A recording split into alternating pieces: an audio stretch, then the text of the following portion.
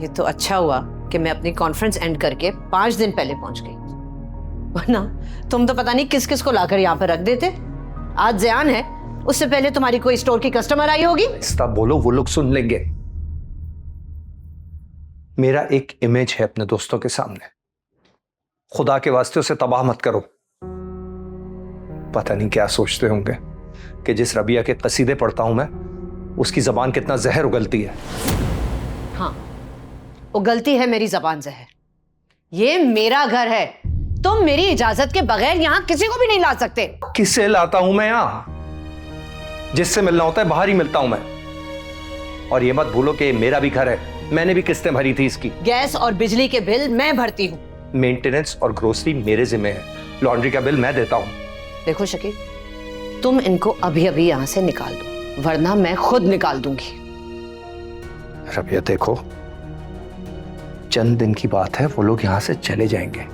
किसी मजबूरी में यहाँ आए हैं, कोई प्रॉब्लम है जिसकी वजह से यहाँ पे रुके हुए हैं।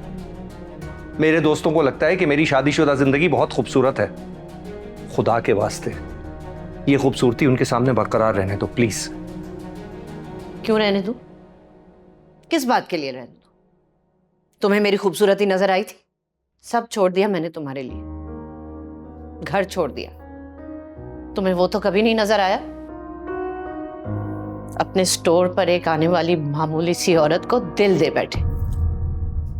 तुमने कौन सा मोहब्बत का मान रखा था?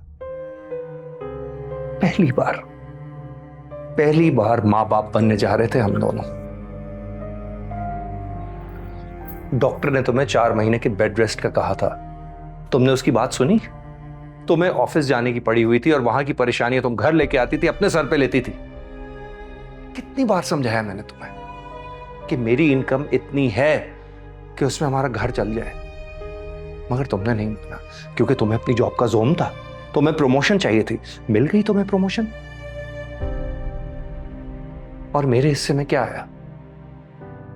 तन्हाई, अकेलापन, माजी की मोहब्बत के किस्से जो मैं दूसरों को सुना सुना के अपनी मोहब्बत का भरम रखता हूं। तुम एक खुदगर्ज मर्द हो जो दुनिया को अपने अच्छे हस्बैंड होने का नाटक दिखाते हो। ये मत भूलो कि इस खुदगर्जी की इब्तिदा तुमने की थी।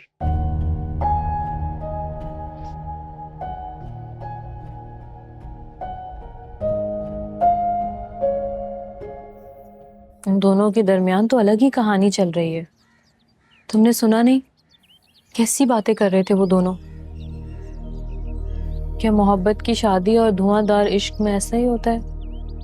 जैन भाई तो कहा करते थे कि मिसेस शकील मिस्टर शकील के स्टोर पे आया करती थी, वहीं से इन दोनों की मोहब्बत शुरू हुई। और जब इन दोनों ने शादी का सोचा तो घर वालों ने साफ मना कर दिया इनके, तो इन दोनों ने भागकर शादी की। तो इसका मतलब तो ये हुआ कि इन दोनों ने लव मैरिज की थी। तो फिर ये इसका मतलब ये है कि मिस्टर शकील जो हमें अपनी इश्क की दास्तान सुनाया करते थे वो सब झूठ था। हाँ, और इन दोनों के तो बेडरूम्स भी अलग अलग हैं। हाँ, पता नहीं कब से, और दोनों एक छत के नीचे रह रहे हैं। यानी कि वक्त गुजरने के साथ साथ मोहब्बत खत्म हो जाती है ना ज़यान? हाँ शायद। शायद नहीं, यकीनन। इसीलिए तुमने उस वक्त मेरी बात का जवाब ही नहीं दिया था। अरे इस बात से उस बात का क्या ताल्लुक? अरे हमारी लाइफ अलग है। अलग कैसे है? हमारे भी तो बच्चे नहीं हैं। नहीं है तो क्या हुआ, हो जाएंगे। और अगर तब तक हमारी मोहब्बत खत्म हो गई फिर तो हम भी ऐसे ही लड़ेंगे और लोगों को झूठे किस्से सुनाएंगे। अरे सहर, तुम स्ट्रेस नहीं लेना, याद है ना? चलो एक काम करते हैं, हम आज ही यहाँ से चलते हैं। नहीं, अगर हम चले गए ना तो उन दोनों की नफरत कभी भी मोहब्बत में नहीं बदलेगी। पागल हो गई हो क्या? सुबह होते ही मिसेस शकील जो है ना, हम दोनों के हाथ पकड़ के घर से बाहर निकाल देंगी। हाँ तो निकाल दें, मैं तब भी नहीं जाऊंगी। तो क्या करोगी? वही जो वो दोनों करना भूल गए हैं, मोहब्बत करना सिखाऊंगी।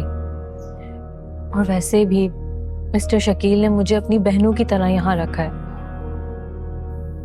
अगर मैं ये कर्ज उतारे बगैर चली गई ना, तो खुद को कभी भी सहर नहीं कह पाऊंगी। ठीक है, चलो फिर कुछ करते हैं।